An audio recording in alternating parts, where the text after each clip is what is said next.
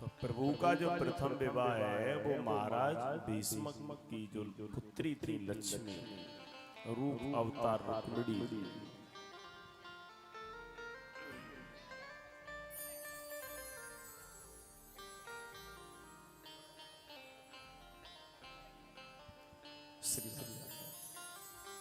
उनके साथ रुक्मिणी जो साक्षात हैं वो मेरी भगवती लक्ष्मी का अवतार है।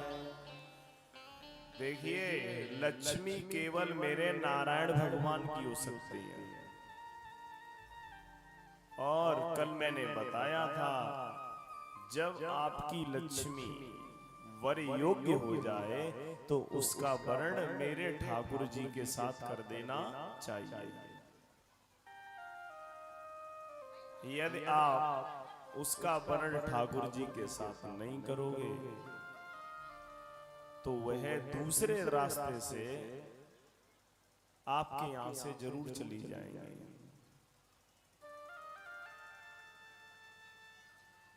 इसलिए जीवन में हमेशा एक बात याद रखनी चाहिए, हमें भूलकर भी कभी लक्ष्मी पति बनने का प्रयास नहीं करना चाहिए, हमें हमेशा लक्ष्मी पुत्र बनने का प्रयास करना चाहिए। प्रभु के रुक्मिणी जी के प्रथम पुत्र हुए प्रद्युम्न, जो साक्षात कामदेव के अवतार हैं।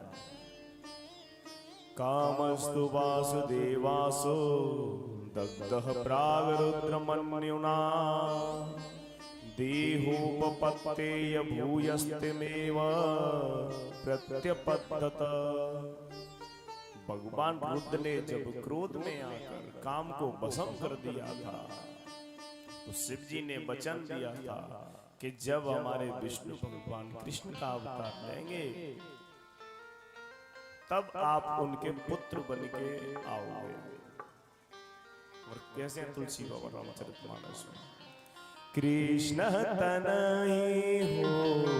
भगवान रुद्र ने जब क्रोध में आकर काम को भस्म कर दिया था तो शिव जी ने वचन दिया था कि जब हमारे विष्णु भगवान कृष्ण का अवतार लेंगे तब आप उनके पुत्र बन के आओगे। और कैसे तुलसी बाबा रामचरितमानस में कृष्ण तनय हो हहि पति मुतुरा। कृष्ण तनय हो हरि पति मुतुरा। कृष्ण तनय हो यहि पति तुरा। कृष्ण तनय हो यहि पति तुरा। वचन अन्यथा होई न मोरा। वचन अन्यथा होई न मोरा।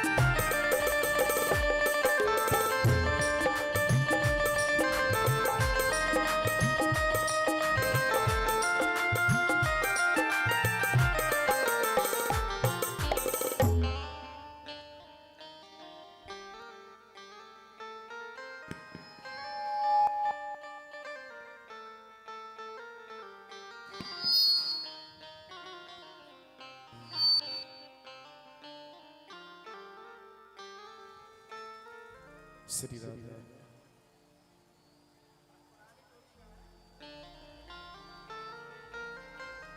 बोले वृंदावन बिहारी लाल की, सांवरे सरकार की, जय जय श्री राधे।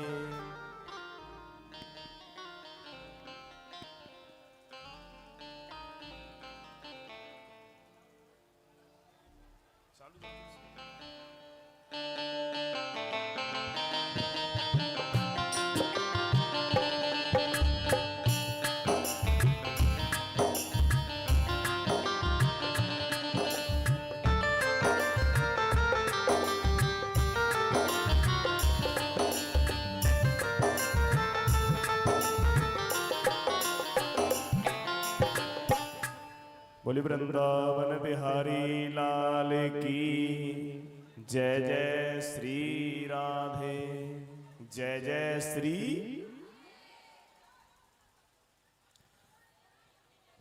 तो कल के प्रसंग में आपने श्रवण किया तो भगवान शंकर भगवान ने जो वचन दिया था वह आज मेरे प्रभु का जो वरदान है वो पूर्ण हुआ।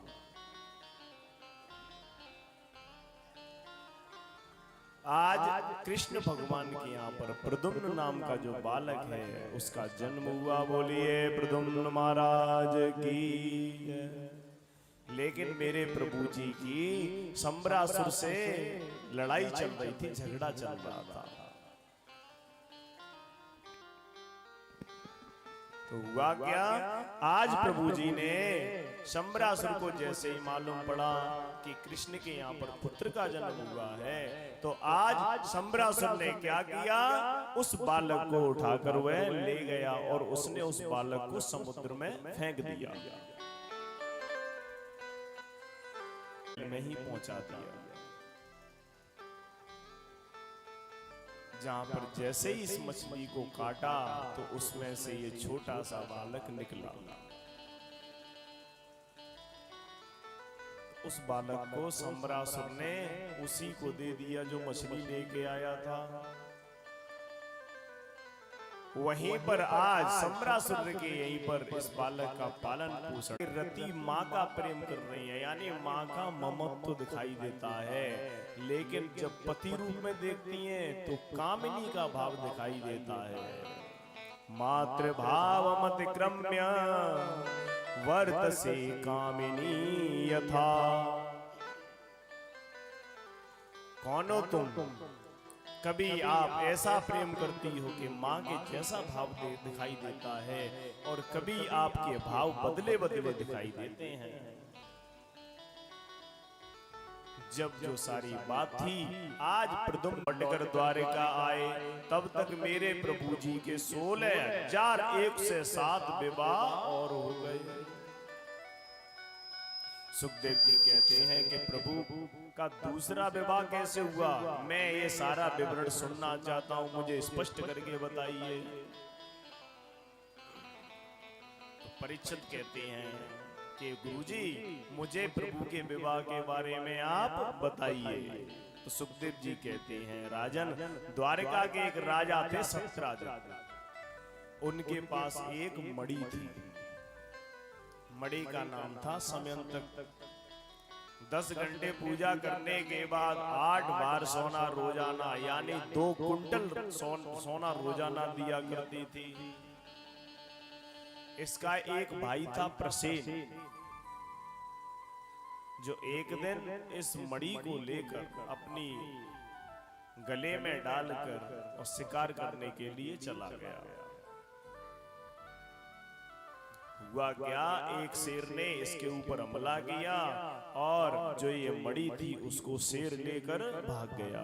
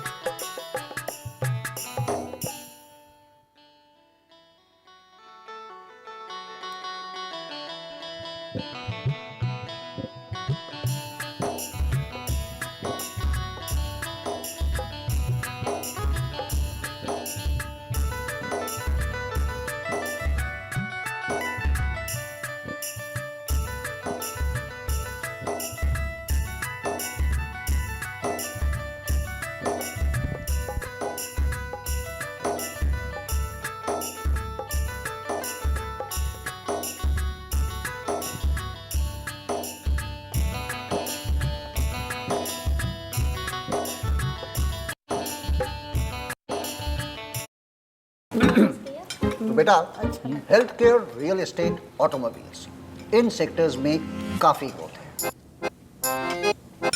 Rajiv, banking sector? पापा,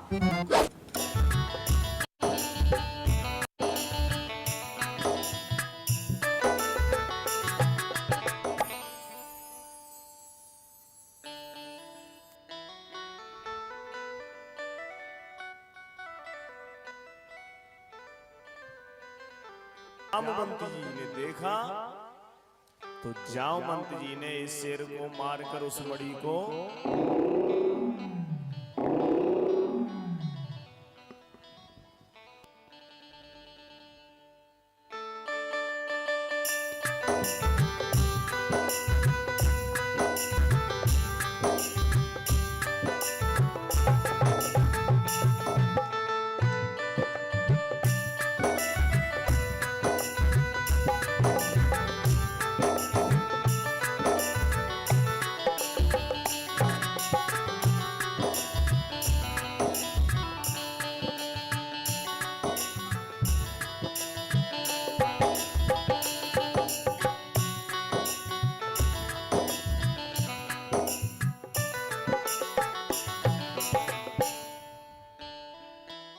श्री राम।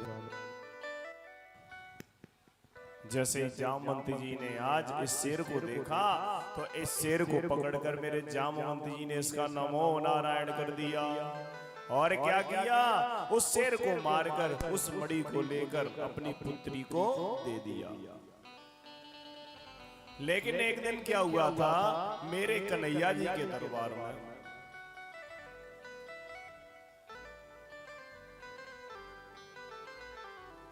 श्री राम, मेरे कन्हैया जी के दरबारे में हंसी मजाक में मेरे ठाकुर जी कह रहे थे कि आप तो 2-3 लोगों घर के अंदर, तो क्यों ना इस मणि को हमारे राज्य में दे दो तो हमारे काम आएगी। लेकिन आज इस राजा ने स्पष्ट मना कर दिया, राजा सत्यराजित ने, कि नहीं, वो मणि हम तुम्हें नहीं दे सकते। और किसी से मजाक में यदि आप ऐसे इस प्रकार के व्यंग बोल दो और उसके बाद वो काम हो जाए तो वो व्यक्ति यही समझेगा कि उसी ने किया होगा। आज जितना भी आरोप था वो मेरे ठाकुर जी के ऊपर सबने लगा दिया कि कृष्ण उस दिन कह रहा था, इसका मतलब मणि कृष्ण के पास है। अब तो मेरे भगवान अपने गुरु गर्गाचार्य जी के पास गए, गर्गाचार्य जी से पूछा कि ये कैसा आरोप लग गया है। तो मेरे गर्गाचार्य जी ने जैसे ही अपना पंचांग पलटा और बोला, कन्हैया तुमने बादों का चंद्रमा देखा है, बादों का चंद्रमा कभी भी नहीं देखना चाहिए। यदि बादों में आपने चौथ का चंद्रमा देख लिया तो ये मान के चलिए आपके ऊपर कोई न कोई दोष या कलंक लगने वाला है। क्योंकि जिस चंद्रमा के कोप से मेरे ठाकुर जी नहीं बचे तो हमारी तुम्हारी तो औकात ही क्या है। बोलिए सामरे सरकार की जय हो।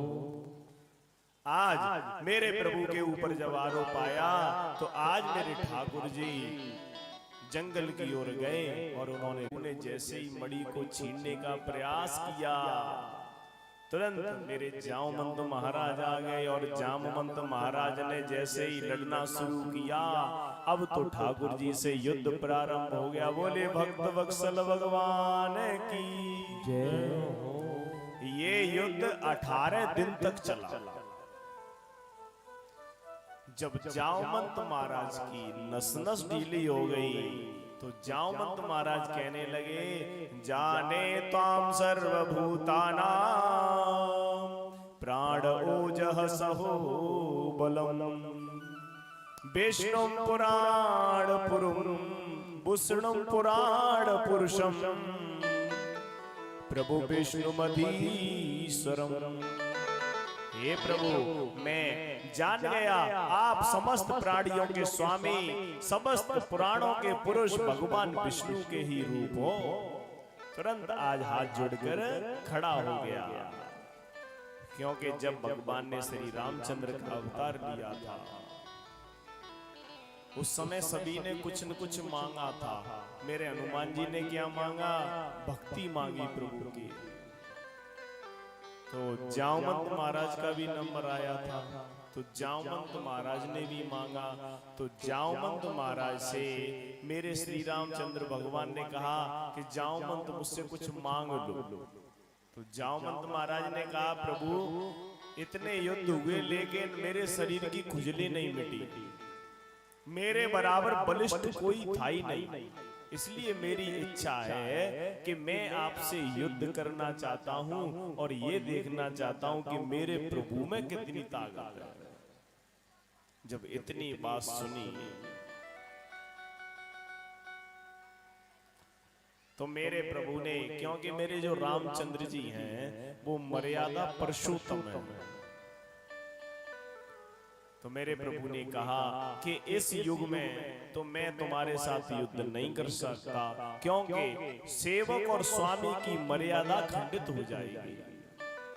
लेकिन मैं तुम्हारी बात रखने के लिए जब द्वापर युग में कृष्ण को बन के आऊंगा तो जरूर तुम्हारी इच्छा पूरी करूंगा। उसी इच्छा को पूर्ण करने के लिए आज ठाकुर जी ने ये लीला रची। बोले सामरे सरकार की जय, जय जय श्री राधे। इसी प्रकार जामवंत जी से मेरे ठाकुर जी ने मणि को मांगा।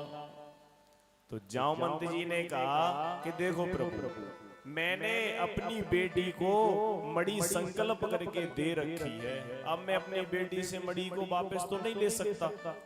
भाई किसी को यदि आप दान दे दो तो दान वापस लाने की चीज तो है नहीं। हाँ एक काम हो सकता है, बोले क्या कि आप यदि मेरी पुत्री से विवाह कर लो तो आपको मणि मिल सकती है। बोलिए सच्चिदानंद भगवान की जय हो।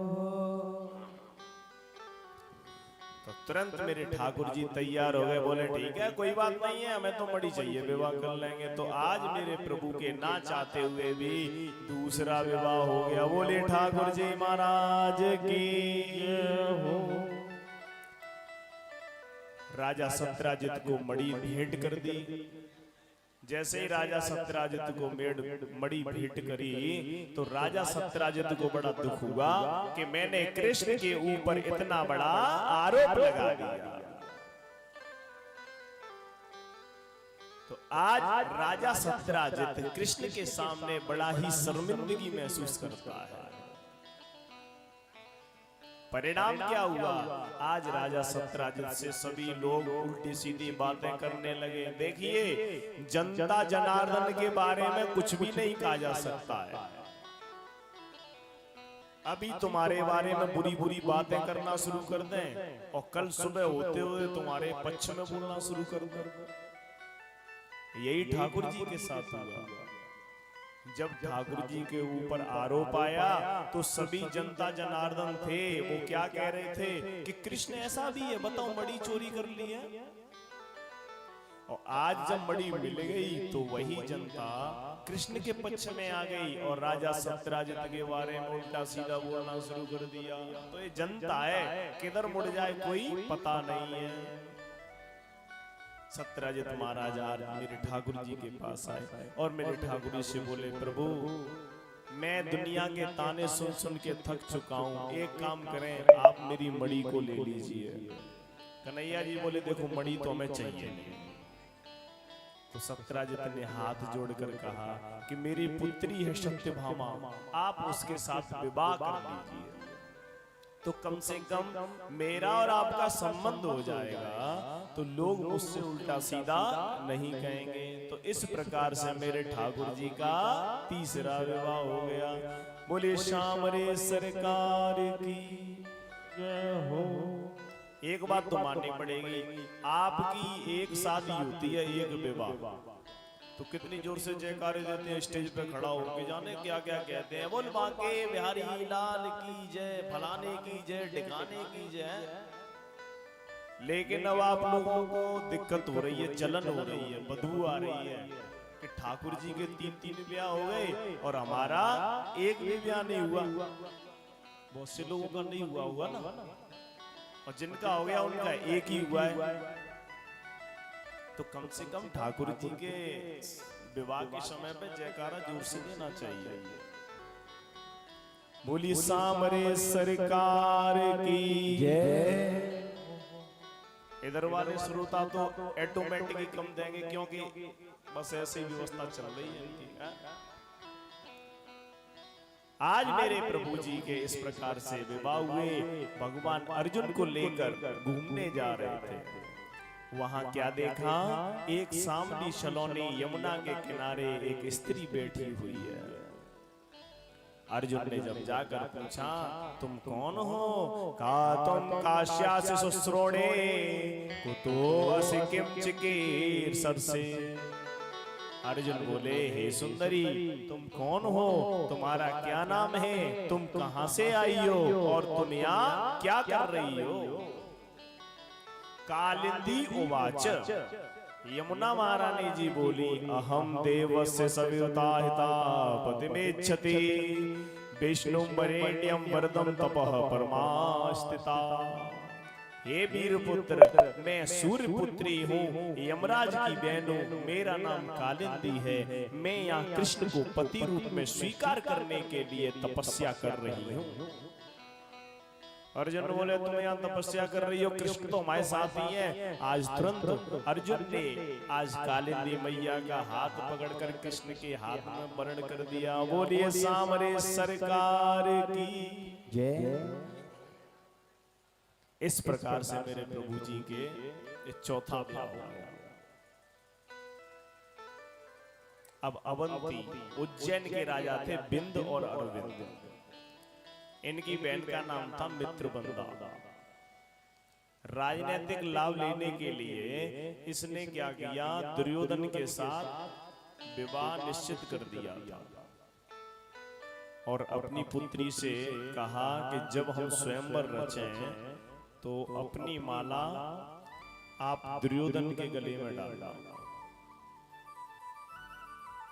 लेकिन मित्रबंदा अपने मन से श्री कृष्ण भगवान को अपना पति स्वीकार कर चुके थे। जैसे ही आज स्वयंवर रचा गया तो बिना विचार किए हुए आज मित्रबंदा ने मेरे ठाकुर जी के गले में वरमाला को डाल दिया। इस प्रकार से मेरे प्रभु जी मित्रबंदा को लेके भाग गए और मेरे प्रभु का ये कौन सा ब्याह हो गया? पांचवा। बोलिए भक्त बख्शन भगवान की जय हो। एक थे कौशल देश के राजा, छत्तीसगढ़ के राजा नंगनजित, जिनकी बेटी का नाम था सत्या। राजा ने प्रतिज्ञा की थी कि जो मेरे सातों बैलों को एक साथ नाथ देगा मैं उसी के साथ विवाह करूंगा। आज मेरे ठाकुर जी ने 7 रूप धारण करके सातों बैलों को एक साथ नाथ दिया। इस प्रकार से मेरे प्रभु का छठवां विवाह हो गया। बोली भक्त बख्शल भगवान की। एक राजा आदित्य देवी नाम की पराक्रमी स्त्री थी जो राज्य संभालती थी। इसकी पुत्री का नाम था भद्रा। 7वां विवाह मेरे ठाकुर जी का भद्रा के साथ हुआ। बोलिए भक्त बख्शल भगवान की जय हो। इस मध्य देश के राजा थे रथसेन। इनकी पुत्री का नाम था लक्ष्मणा।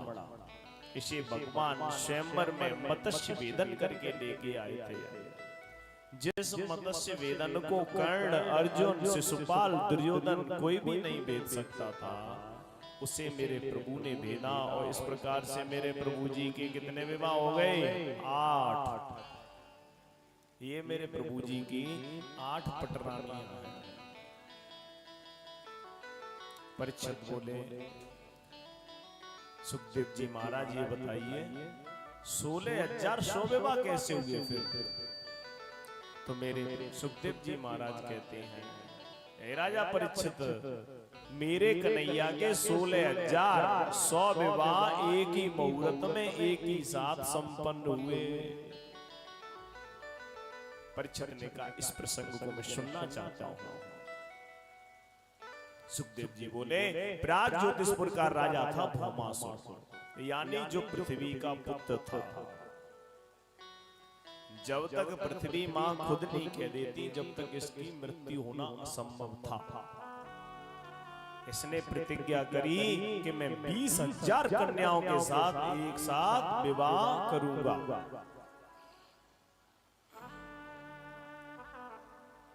एक दिन मैं टीवी सीरियल देख रहा था, उसमें देख रहा था कि इस प्रसंग को बड़ा उल्टा सीधा करके दिखाया जा रहा था, तो बड़ा कष्ट हुआ, क्योंकि सत्यता क्या है इससे तो हमें अवगत कराया ही नहीं जाता है। हमें हमेशा अपने धर्म के विपरीत दिखाने का प्रयास किया जाता है। इसने क्या किया कि 16,100 कन्याओं को अपने जेल खाने में डाल दिया, कैद खाने में। इसका जो महल था वो आकाश में लटका हुआ था, प्रागज्योतिषपुर, इसमें अनेक प्रकार की व्यवस्थाएं थी। भौमासुर के डर के मारे अच्छे अच्छे लोग भागते थे। तब मेरे प्रभु जी एक दिन, कई राजाओं ने मेरे प्रभु से शिकायत करी, तो मेरे ठाकुर जी सत्यभामा को लेकर गए गरुड़ पे सवार होकर। सत्यभामा जो है वो पृथ्वी का ही रूप है। जैसे ही भौमासुर से युद्ध होना शुरू हुआ, उससे पहले मुरदैत्य नाम के राक्षस को मेरे प्रभु ने मारा, जिसके 5 सिर थे। इसके 7 पुत्र थे, तम्र, अंतरिक्ष, विमावशु, वशु, नव, श्वान, अरुण। इनको भी मेरे प्रभु ने मार दिया। और फिर भौमासुर का प्रभु से संहार किया और सभी कन्याओं को मुक्त किया। बोले ठाकुर जी महाराज की। तो 16,100 कन्याएं आज मेरे प्रभु के सामने खड़ी हुई है। समस्त राजकुमारियों ने आज भगवान के श्री चरणों में प्रणाम किया और अपने आप को ठाकुर जी के समर्पित कर दिया। भगवान ने कहा कि आप जाओ, तो उन कन्याओं ने बड़ा सुंदर जवाब दिया कि प्रभु अब हम जाएं कहां, क्योंकि इसके अलावा और कोई भी शरण हमारे लिए नहीं है। तो मेरे प्रभु ने सोचा कि अब ये जाएंगी कहां, या तो ये किसी कुएं में जाकर अपनी आत्महत्या कर लेंगी, या फिर ये गलत रास्ते पर चली जाएंगी, क्योंकि इनको अब कोई रखने वाला नहीं है। जिसकी बेटी 5-10 दिन के लिए अगर बाहर चली जाए तो पता है क्या हालत हो जाती है, उसका जीना दुश्वार हो जाता है। और इनको तो बेचारियों को महीने हो गए जेल में डले हुए। तो सभी का मेरे प्रभु ने एक साथ वर्ण कर दिया और मेरे प्रभु के 16,100 विवाह हो गए। बोले ठाकुर जी महाराज की जय जय श्री राधे। कैसे? श्रीमन नारायण नारायण नारायण,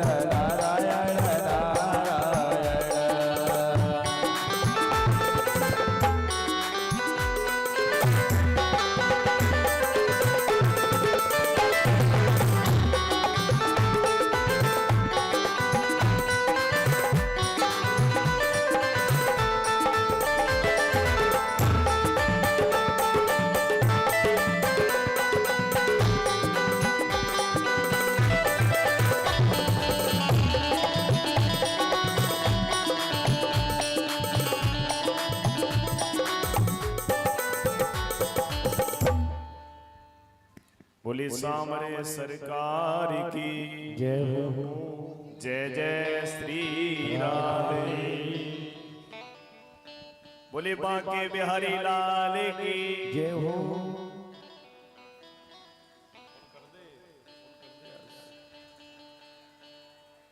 इस प्रकार से मेरे प्रभु जी ने आज 16,108 विवाह किए और सभी जितनी भी आज मेरे प्रभु जी की जितनी पत्नियां हैं उन सबके 10-10 पुत्र हुए और एक एक पुत्री हुई। अब 16,108 गुणा 11 लगा लीजिए कितने हो गए। मैथ आता होगा अभी सही था। इस प्रकार से मेरे प्रभु के जो परिवार की संख्या थी वो पता है कितनी थी? 56 करोड़। और अब क्या कहते हैं? हम दो हमारे दो। और कुछ क्या कहते हैं? हम दो हमारे 10 है? आप दो के चक्कर में लगे रहो जब तक वहां बढ़ के जाने कितने हो जाएंगे, फिर तुम दो भी नहीं रहोगे। इसलिए हमें अपनी जनसंख्या पर भी ध्यान देना चाहिए। और देखिए जिसकी जनसंख्या ज्यादा होती है, जिसका बहुमत ज्यादा होता है, उसी का राज्य चलता है। ध्यान रखना। और मेरा तो भाई ये मानना है कि जितने ये कानून लागू हो रहे हैं तब तक लागू हो रहे हैं जब तक हिंदुओं की संख्या ज्यादा है। और जिस दिन हिंदुओं की संख्या कम हो जाएगी उस दिन तुम्हारे ऊपर कोई भी कानून लागू नहीं होगा। याद रखना इस बात को।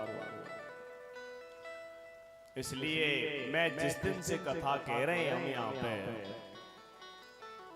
देखिए जनता जनार्दन का बहुत बड़ा सहयोग होता है। सबसे ज्यादा हमारे देश की रक्षा करने वाला कौन है? सबसे ज्यादा हमारे देश की रक्षा करने वाला यदि कोई है तो जल सेना, वायु सेना और हमारी जो आर्मी होती है, जो दिन रात बॉर्डर पे लगे रहते हैं बेचारे, अपने घर को छोड़ के महीनों, जितना ठंडा हो लेकिन वहां पे बने रहते हैं, कितनी भी गर्मी हो वहां पे बने रहते हैं। कभी कभी तो बेचारे त्योहार पर भी नहीं आ पाते। उन माताओं से, उन बहनों से, उन पत्नियों से जाकर पूछिए, सिर्फ एक व्यक्ति देश की रक्षा नहीं करता है, एक व्यक्ति त्याग नहीं करता है, पूरा घर त्याग करता है। तो वो अपना काम सही कर रहे हैं, लेकिन जो देश की जनता है वो अपने काम